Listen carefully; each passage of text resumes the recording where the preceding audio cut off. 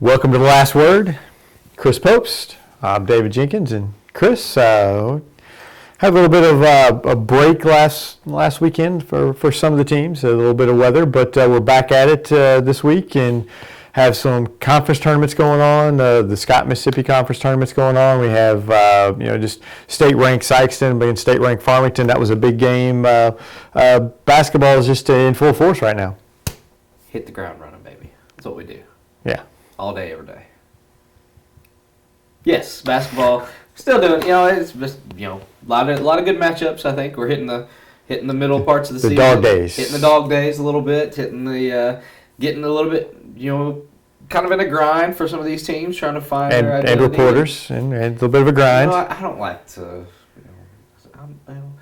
We get paid to do this, Jinx. We should be, good. Still a grind. It's still a grind. Still a grind. For sure. Anyway, we hit some Scott Miss Conference Tourney first round action. Not a lot going on there, really. The top seeds rolled, and like a lot of people may have expected. Scott Central rolled over Delta. We saw Oran pretty much take it to Kelly. Scott City rolled over Oak Ridge. East Prairie beat Chaffee pretty handily. Kind of what we expect. Yeah, we have the Scott Central Invitational, and we have that in early December. We have the Scott County Central Classic in late January. It has been a little sketchy the last few years, though, Scott Central. It hasn't been just their dominant showing. I'm guessing it's probably not going to be that sketchy this year. They're the clear favorites, I would think, this year. I would think so. The clear favorites. So. But, the third game against Delta, they really took them a while to get going against Delta. It's 4-0 with like 6 minutes gone in the first quarter, I think, and it took them a while to get going. But they didn't play Friday night. It's been a week since they played. When they play their third game in 4 nights or whatever, that they'll be hitting on all cylinders. And I expect them to have a big tournament. Yeah, they led 15-0 after the first quarter. No disrespect to Delta, but they're not going to be just really hype playing the late game in the first round of a tournament, a team that they're supposed to beat. Yeah, that's true. It's just kind of one of those deals where kids are going to be kids and know who they're playing and just not be up for that game. I'm going to chalk it up to just that. But yeah, you're right. The clear favorite in that tournament. Oran, I thought looked very good against Kelly. Shot the ball well, defended well. Of course, Kelly didn't shoot very well and didn't defend very well. It's just it's kind of hard to gauge. That first round game, that's the game that we saw all of. Max Priggle did his thing for Oran, scored some points, and they got some other contributions from other players, and they look good. They are the 3 seed behind East Prairie at the 2. I like Oran and to meet Scott Central in this tournament. I do. East Prairie is just not as consistent as I'd like them to be. That's right. The consistency that's the key with East Prairie. East Prairie can easily run through Oran. Yeah. Or they could easily get B25. Yeah. You just don't know if East Prairie comes out and they play team basketball and they pass the ball around and get the open shot instead of just everybody just grabbing the ball, taking the ball to the rim, seeing how many points they can score. East Prairie's a pretty good basketball team. They have talent. They have talent 1 through 5 on their starting 5. But the problem is, they get away from that team concept from time to time, and I know that Coach Knight's kind of been fighting that the last few weeks. And but when they play well, they can really put up some points, and they're really a nice team. Oran, on the other hand, they are the epitome of team basketball. They're going to pass the ball around. It may be Max Priggle tonight, it may be Cole Priggle the next night. You never know who's going to be. Lane Johnson may get 15, 20 points. They're very balanced, and they're hard to defend. So it's going to be a very good semifinal game on Thursday night. I'm like you. I think Oran squeezes it out, but I think it's close. I think it'll be a close one. That's the only thing. You just don't know what East Prairie team is going to show up, and that's my only knock on them. Being the 2 seed against an Oran in that semifinal, I just think Oran, like I said, has a little bit more composure, knows a little bit more about team basketball, like you said, and just knows a little bit about what they're doing more than East Prairie one-on-one type deal. We saw them a lot in the Bloomfield Christmas tournament. Had times where they were just shooting lights out, playing well. That two of the most athletic basketball players I think in the area, in Derez Tippler and Casey Gregory, very talented athletes for them. But like I said, just not as consistent as I'd like to be, which kind of gives me the edge for Oran in that one. But anyway, let's talk about the I guess maybe the highlight of the night, or the game of the night. Maybe there's a couple The SEMO Conference matchup up north, and Sikeston going up against Farmington, and Poplar Bluff playing Jackson. Two big-time matchups. Of course, we'll start with Sikeston, two state-ranked teams. Sikeston coming off of 2 losses after being blistered by Chaminade, the top team in the state. I'll boldly say that. I don't think people will argue too I don't much think about you're going that. to get an argument now. No, and they squeaked one out. 9 points over Farmington, 15th straight win for Sikeston over Farmington. But this isn't a Farmington team that we've been used to seeing. They're a little. They're usually here. They're about here this year. Yeah, they're the 5th-ranked team in Class 4, and they're they're a handful. Yeah. And Sikeston found that out. It's tough. Sikeston always struggles when they go up to Farmington. Never play well. They have won 15 straight, but it's always a struggle when they go up there. Never play Farmington well. has a brand new basketball gym up there. I think this was the 3rd game in it. And Farmington gave them all they wanted. And Farmington, I've said for years, if Farmington could just not turn the ball over against that press, they've got the big kids inside, they can really cause Sikeston some problems because they're a big, strong, physical team, and that's what they showed, against Sikeston, on Tuesday night, and they were able to pound the ball inside a little bit and kind of get Sikeston in some foul trouble, which always happens when Sikeston goes up to Farmington. The game's called just a little bit closer up there than what we're used to seeing down here, and that always kind of catches Sikeston, and Sikeston kind of got caught up in it, but we're able to pull it out. It just kind of shows that some of the younger guys are improving and getting better, and all these games, we said it last week, all these games, these tough games are just going to make them stronger for the playoff run that they're going to be having here in about a month. So there's it's good. I think playing these close games, especially on the road, is great for the team and will help them in the long run. Yeah, and forgive my sneezing and all my stuff. A little bit under the weather, though. A little bit, but this I'm here for you. That's how dedicated I am. Anyway, it might just be me. It might be kind of simple, but when I've seen Sikeston and what I've read about them and things like that, and I may be wrong, and it might be just simple, but for what I see, they're young. They have a lot of young players, young mistakes, and people don't tend to see that a lot. A lot of freshmen and sophomores playing for them. And two, they're not the 3-point shooting team that they were last year. They don't have. Yeah, they're not. They don't have the offense that can spread it out and make you pay if you pound it in, if you keep it in on Fred and try to stop them inside. They don't have those shooters like they had the years past that can make you pay for that. That has been kind of an Achilles because they're really relying on Fred inside, and he's getting double, triple teamed every time. He can make shots. He's going to get 20, 25 points every night, but it makes it really tough on him to be that leader, to be that guy, because you can't score 40 every night. Right, and what's been happening is Trey Jenkins has kind of been stepping up and filling in some of that void, but then he was in foul trouble tonight, so they're even more hampered, trying to hit those outside shots. And if I'm not mistaken, Farmington's a team that Sikeston hit 48 3-pointers against last year, or whatever it was.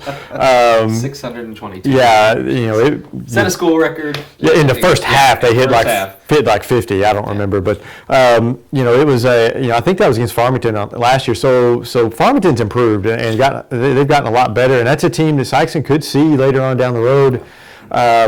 So that's that may set up for a nice game, in the 1st of March. But you're right, Sikeston.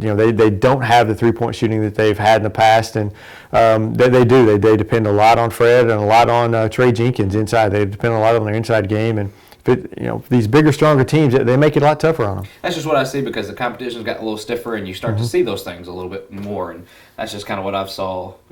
They rolled through a lot of the first of their games. SEMO Conference Tournament competition got a little stiffer. And you just start to see things. I've also noticed too, been watching Sikeston for years and years. Around this time of year, they always kind of seem to kind of hit a little lull. They're just, still not. The districts are still a month away. They haven't really hit the ground running, as you said earlier. And they're coming off of Christmas, had that little layoff, just a little bit of a layoff, and it just takes them a little while to get rolling again. And usually about the first week of February, usually they're rolling again and rolling toward districts. And Coach Hollifield has them going. So, I expect nothing less. They play Kennett on Friday night. I expect a big win from them and just kind of to catapult them in this last part of the season. And they host Whitfield, Class 3. Good team last year. State qualifiers last year in Whitfield. In Class 3, they host them Saturday at 3. No JV for that one. That should be a pretty good one, too. Another tough test and a schedule full of them for Sikeston this year. just continue to add tough teams for them. So it's like you said, these good tough battles will be nothing but good for them. Come district and states and all that stuff. I couldn't figure out how to finish that, so I'm just. Yeah, that's all right. People understand. You're under the weather. When it's 60 degrees 1 minute and 40 the next and 20 the next. It's tough. It's late. It's late. Speaking of hot things, Poplar Bluff. They had a huge win, I think, over Jackson. A good statement win. Mercedes Leach is back. Seem to be healthy. Starting to get healthy, and that spells dangerous for a lot of their teams in their district, including Jackson. And that's a big win. Yeah, that pretty much solidified Poplar Bluff will be the top seed in that district. I think it's a big win for them.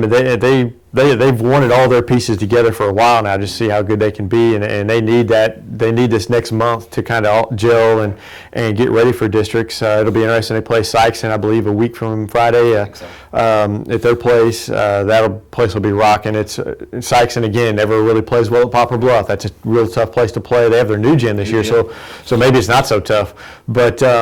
We'll see that next Friday, and that'll be. I'm sure we'll talk about that next week's show. But Poplar Bluff, they're looking good, and we'll see. A lot is to be determined with Poplar Bluff since they've been so injury prone early in the season. You know what's tough on me? What's that? When schools cancel games for no reason. Oh, that's right. You wanted to have a last word today, didn't you?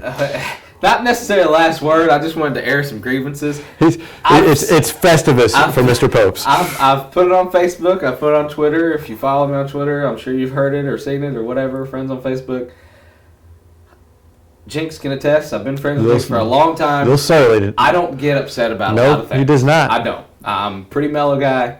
But when you cancel a game for no reason, and you say weather is the reason, it ticks me off. I don't understand. Just look outside. You want to look at the radar, and you want to look at the temps.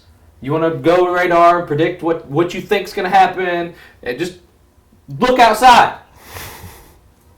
If it's not doing anything at your school or at the other team's school, play the game. Just because other teams are canceling games left and right around you doesn't mean it's going. Bill Surly. I'm sorry. He's Bill Surly. I'm safety first. I get it. I'm not heartless. I promise. I want kids to be safe. I want bus drivers to be safe.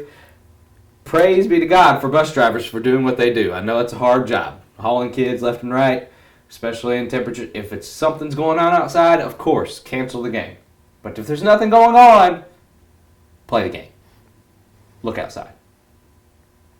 Play the game. Little sorry that he had to miss the Charleston Scott Central game. He was kind of looking forward to that. It was taken away from him. It was just ripped from his not just grasp. That, it's just games just in general. People cancel for no reason. Yeah, it's getting worse and worse every year. Right, that's my biggest. It's like I told you on Friday night too, though. If this weather came about and it was like that in mid-February, these games are being played because you don't have time to make them up. But since they have time to make them up, I think schools are just trying to be safe. Better safe than sorry.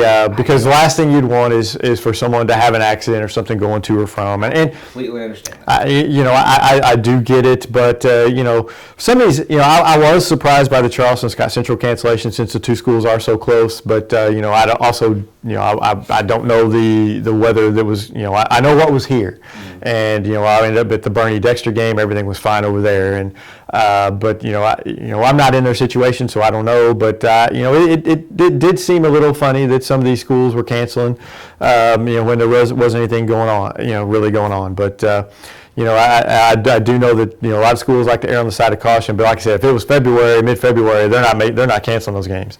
That's what I'm saying. Like I said, I don't want people to get hurt. If there's something going on, cancel the game. Absolutely, do not play the game.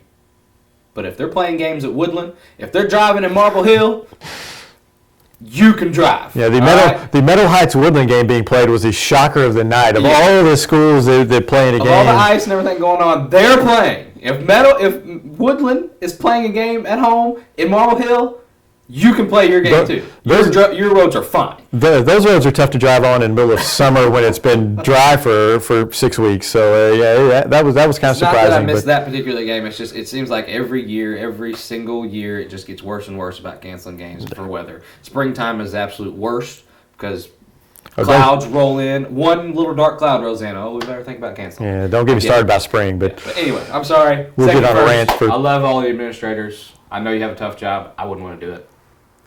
well, hopefully there's no cancellations before next week, and we get all our games in this weekend. Some good games this weekend. Some really good games. We'll see you guys out there. We'll be at the New Matter Dexter game, We'll be there. big SEMO conference game, and so we'll see you guys next week on The Last Word. Love you all. Be safe.